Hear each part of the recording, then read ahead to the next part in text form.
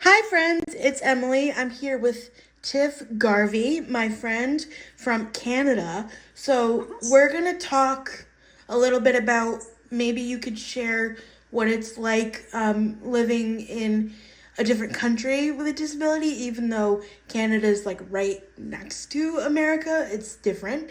And Tiff and I did Boundless Babe Society years ago, and so she reached out to me and wanted to chat about something. So, what was it that you wanted to come chat about today? Personally, how do I explain it? If you have how do you explain it in America, like PCA? Yeah, PCA, caregiver, PSW, what's a PSW? I don't know what that is. personal support worker. Oh, I like that term a lot better. Yeah, like it's basically the same terminology, but like same. Yeah. The most important thing, especially with being disabled, advocating for yourself. Right. And being the backbone of your primary care, of saying, no, this is not okay, or if they do something wrong, call it out. Call them out on whatever the situation is. Mm-hmm. So, like, especially, like, do you mean, like, especially if you're having, like, if you have a certain way you like things done, and let's say they do it a different way, you can correct them on that, so to speak? Yes, exactly. Mm-hmm. So, was there anything else that you wanted to share? Not that I can think of. Okay. Actually, this is a good conversation. One thing that I struggle with, and maybe you can help me, literally I'm thinking of this in real time, is sometimes so I have, my mom is my primary caregiver, and then I have some other people that come in and help, like if my mom was gonna, go to the grocery store or go to the doctor or whatever, different things.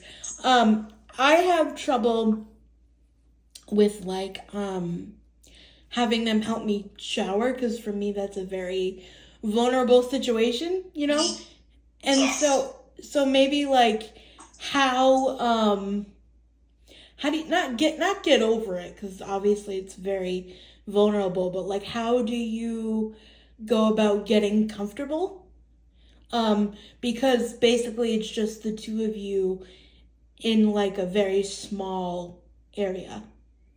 Ooh, that's a good one. I would just have a very personal conversation.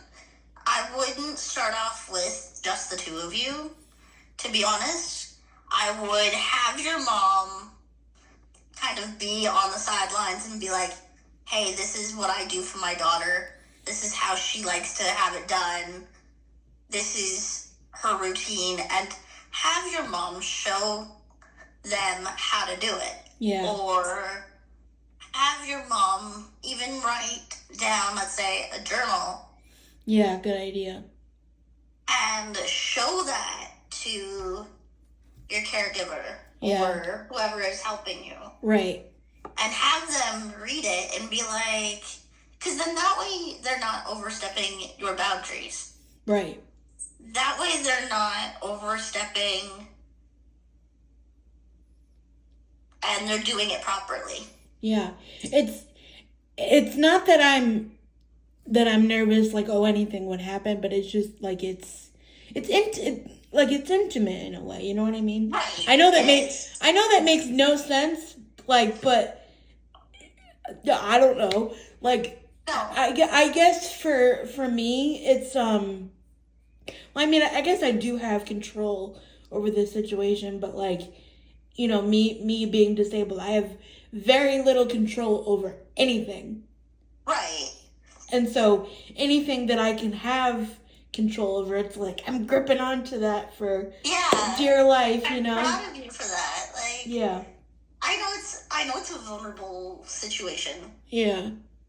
And I was actually in a situation not too long ago where I knew somebody, and I knew this person from like way back.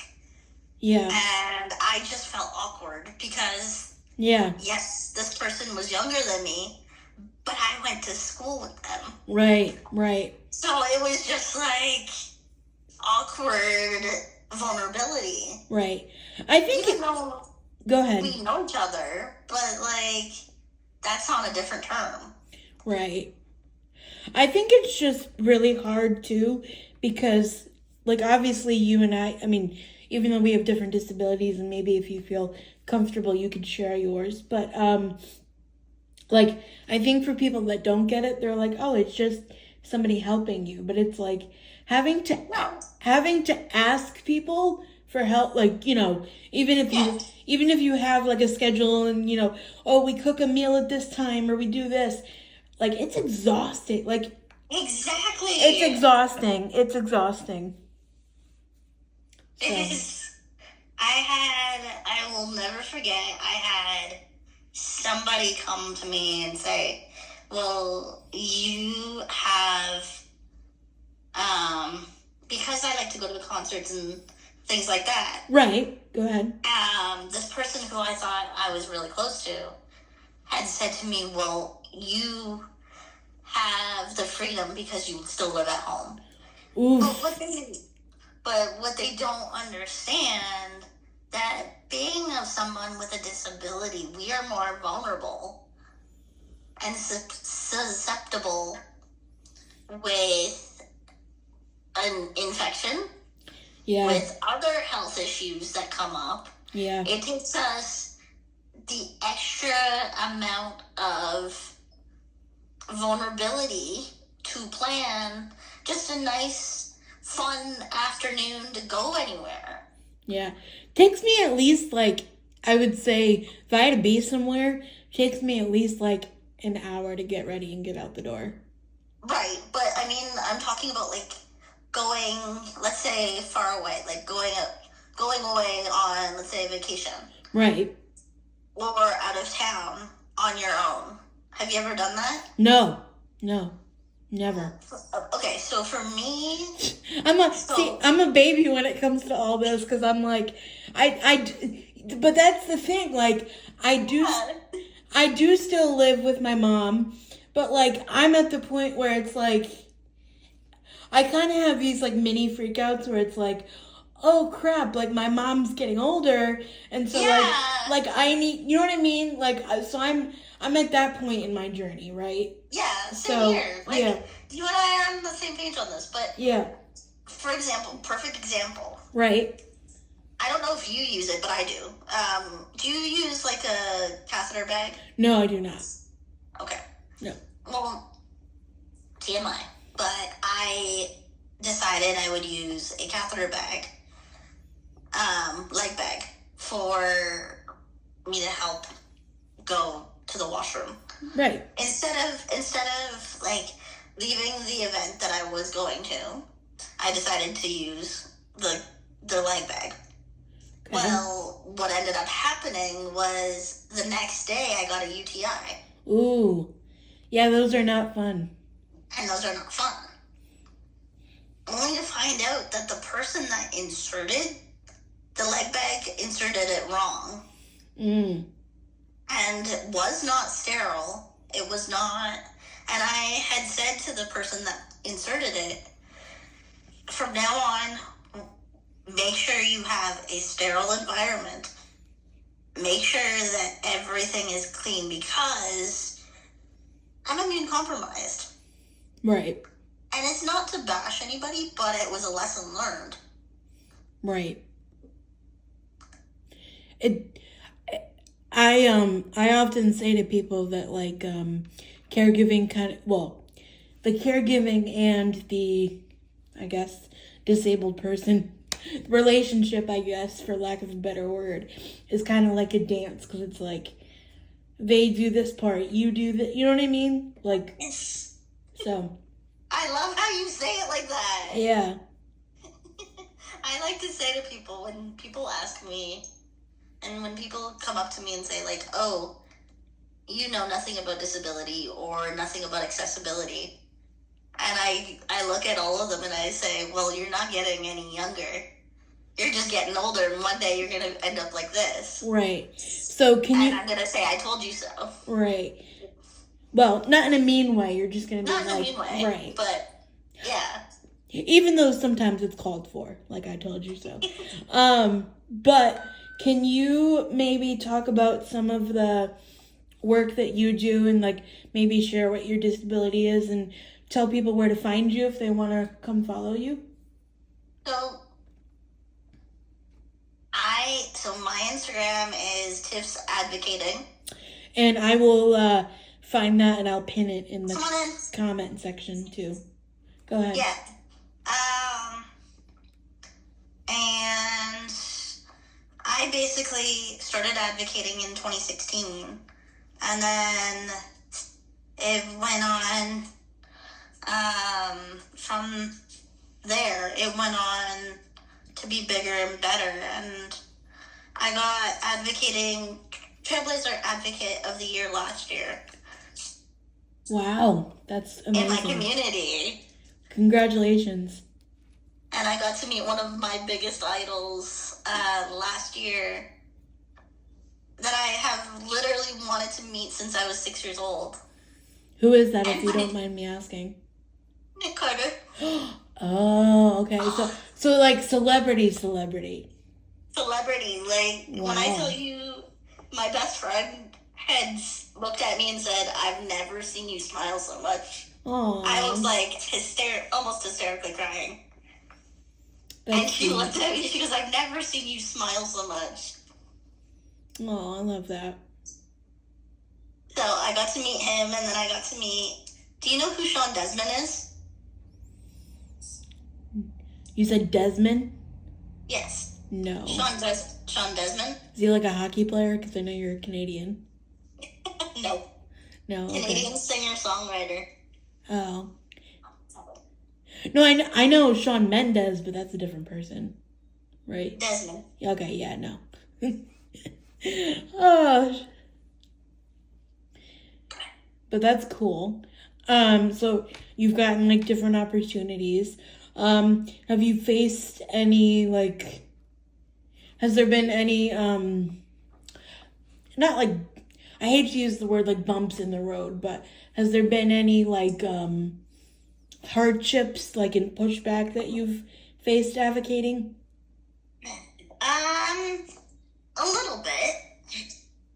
And it's just because,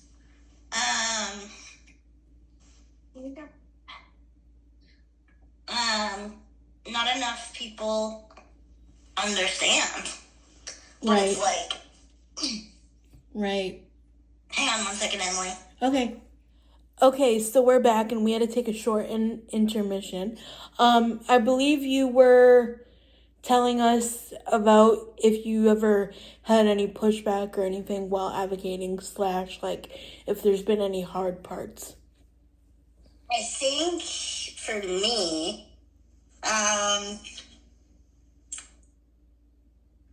people, like I said earlier, people not understanding that side of things. Mm-hmm. I remember having a lot of people telling me no. Yeah. And it's not a matter of no, it's a matter of how. How can, right? I know you and I have talked about, like, how are you in this situation? Right. Because only us people with disability know exactly that. Right, but also I want to say too that like even, the whole disability thing as like a whole is an umbrella. And like, Tiff, if you're comfortable, will you share what disability you have? I have spina bifida. Okay. And hydrocephalus. Okay. And I have cerebral palsy. And Okay. even sorry, we have to keep making cuts, and that's fine. But this is the real. And Sorry. no, you're fine. I just don't want to get anything that you're not comfortable with, because you're being very candid and stuff like that. So, yeah, all good. Anyways, Continue. we even though we may have things differently, and like, different abilities and, different struggles, at the end of the day, there's some things that are very concrete going to affect us both. Right. Such as like, housing, or, caregivers, or different things like that.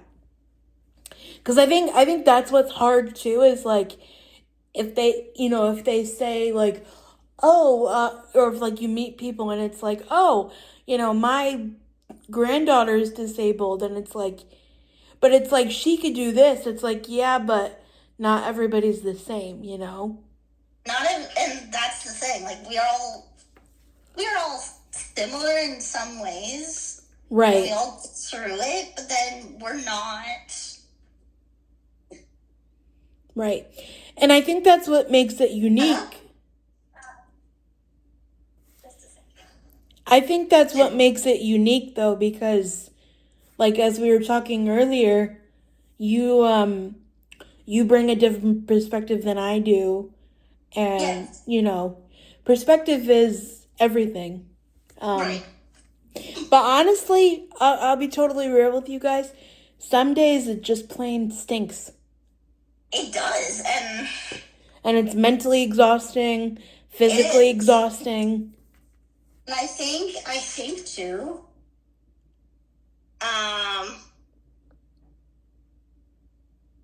Mentally, physically, and emotionally. You forgot emotionally. Oh, well, yeah, I was listing them off on my fingers there. I know. So, I had somebody, like I said, I had somebody look at me and say, well, you still live at home. You have the freedom to do whatever you want. And yeah, that might be the case, but like, to go out of town or to do concerts and things like that, there's a lot of things to put into perspective. right. There's traveling, there's health issues, there's, like I said, having the leg bag that I usually have like maybe once a month if I'm going out of town. And there's a risk of infection. UTI. Yeah. Which, as someone in a wheelchair, and you know this, we're prone to that. Yeah. So, and they can get real bad real fast. Like it just, yep, it travel, like, obviously as infections do, but we're more susceptible, if that makes sense. Right. And the other thing too is, it's like, that part I would like classify under like the physical accommodations, but there's also like parking. And if you like, it's funny that you said you love concerts, because if you've ever tried to get a ticket to a handicap accessible ticket to a concert, it's almost impossible. Because like so the Jonas Brothers, it's funny you say that, because the Jonas Brothers 20th anniversary is coming, and they're coming to they're coming to North America, North America, that's funny. But they're coming here, and I had to, my cousins and I were trying to get tickets. I had to call my cousin, her get the regular tickets, and then somehow we still ended up with a fourth regular seat instead of the handicap seat and the companion. So we have like 6 tickets now to this concert, And I'm like, oh my goodness. But that's because we had a call. We had to give them the number. So it's a mess. But yeah, Tiff, I appreciate you so much for coming to talk with me today. Is there anything else that you want to share?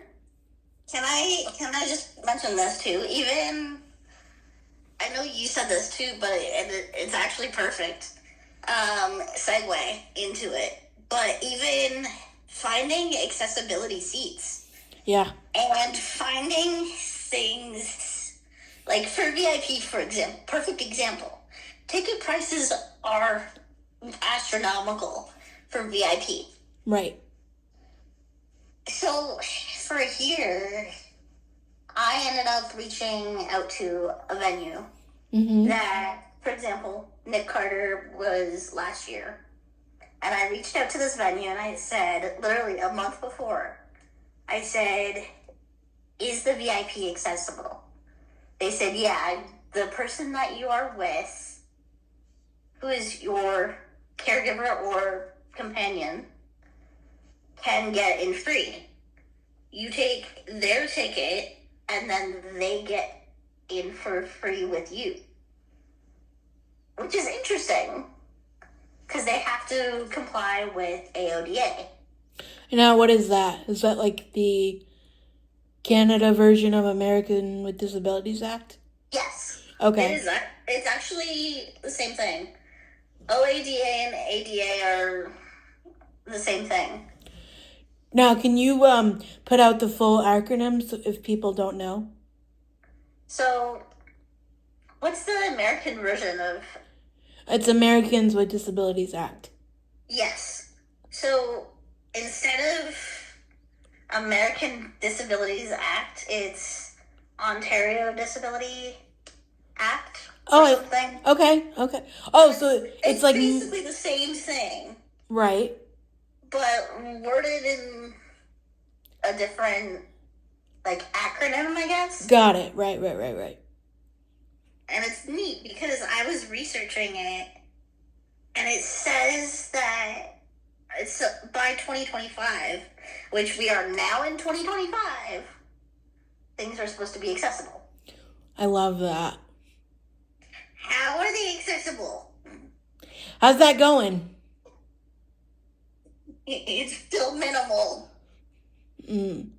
So they're probably at the bare minimum point, you would say. Too much. Yeah. Okay, so continue. Sorry, we got sidetracked, but continue with your ticket story. So when I went to go and purchase tickets for an artist that I love, Ticketmaster actually sold me the wrong tickets. No.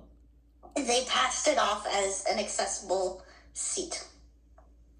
But like, so, for America, like, we have different, like, especially in Ticketmaster, we have, like, the wheelchair accessible, Yes. and then we have, like, people with, low vision, or, like, people who are vision impaired, so that's a level, and then, like, the other, what is the other level? Oh, the other level is, like, deaf or hard of hearing. Yeah. So I like double, triple check that it's the wheelchair one, because, like, I don't want to take a ticket from the other person, you know? Right. Well, when I went to go see Nick Carter, not only did Ticketmaster pass it off as this one seat was accessible, it was not. Oh boy. And I got told to, like, F off. No. So I had to go to the venue, get it changed. They moved me around 3 times. Oh no. The 3rd time they moved me around, I took somebody's seat. Oh, well, but you wouldn't know that, though. Like, you... But I didn't know that. Right. So the person's seat that I was sitting in, I just moved down, like, 1 seat, and they were able to sit next to me. Yeah. And it was fine. Right. But you have the issue is, and I don't know if you get it, but I do. When we go to concerts, people like to stand in front of us. Yes. And all you see is the back of their head or their butt. Mm-hmm. How freaking frustrating. So just to tell you, my Zoom is gonna end in 10 minutes, but we can finish on this conversation because I don't have the paid one. But this will be a good ending because the weather's getting nicer and concerts are happening, and I love that. Not that this is normal, but this is because what is normal? That's not what I'm trying to say. But like, this is something that the average person enjoy. Like, you know what I mean? Like, we're allowed to enjoy things that people enjoy. Okay, so I'm not trying to be weird or make any comments like that. You know what I'm saying, right? No, I get it. Okay. So, anyways, because for here in America, like usually the handicap seats are like up on like some kind of platform, so like you're higher than them, but still when they're standing up, like you see their head, like you still see their head. Like I could see the stage because the stage is like, you know, it's like usually like we're in a circle because it's in an arena, right? And we're going down. But like when I went to Disney World 2 years ago, or almost 3 years ago, when I was walking down the street, all I saw was like the back of people, or like when we were watching the fireworks. Yeah. So I think just to wrap up this, it's really frustrating that it's constantly like fighting to get like just the basics, but when it all works out, it's worth it. Is basically what I have to say. Yeah, and I think that's why I'm proud to be different, because it's the resilience we have. Yeah.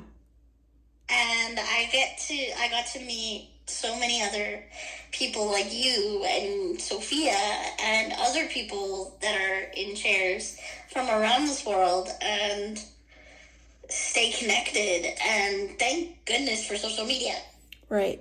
And I think even though it is like exhausting and it gets mentally exhausting, it's like when even this conversation right now, I'm like, oh, like, I'm like smiling because it's like, you get it, you know what I mean? And like, I don't have to explain anything to anybody, and it's like a bucket filler for me to go out and continue to, like, even just like living my, like, this sounds dramatic and it's not like that, but like going out and like living and doing stuff because it's like people get it, and it's like those batteries are like recharged, if you know what I mean.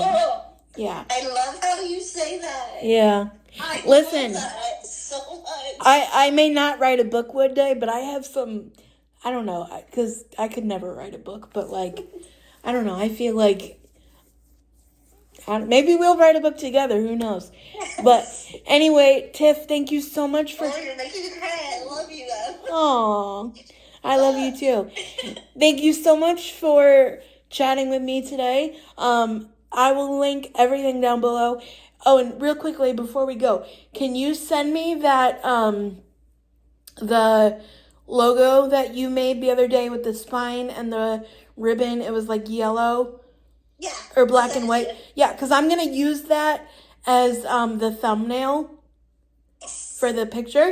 And I will send you everything over and approve it. So you're seeing this in real time, but hello, we're going to approve everything just so she's happy with it. Can I take a selfie with you? Yes, of course. Okay, ready? Oh, 1, 2. Oh, no. It says she left. Hold on. So my Zoom meeting ended because I don't have the paid version, but I just want to thank Tiff for coming on and talking so candidly and so openly on my channel. And thank you guys so much for watching. I'll see you in my next video, and I will link all of Tiff's social media information in the pinned comment of this video.